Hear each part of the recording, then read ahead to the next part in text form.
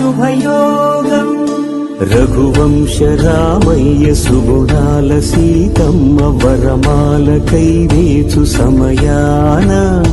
శివధనువు విరిచాకె వధువు మది గెలిచాకె మోహిల్ది కళ్యాణ శుభవీణ కళ్యాణం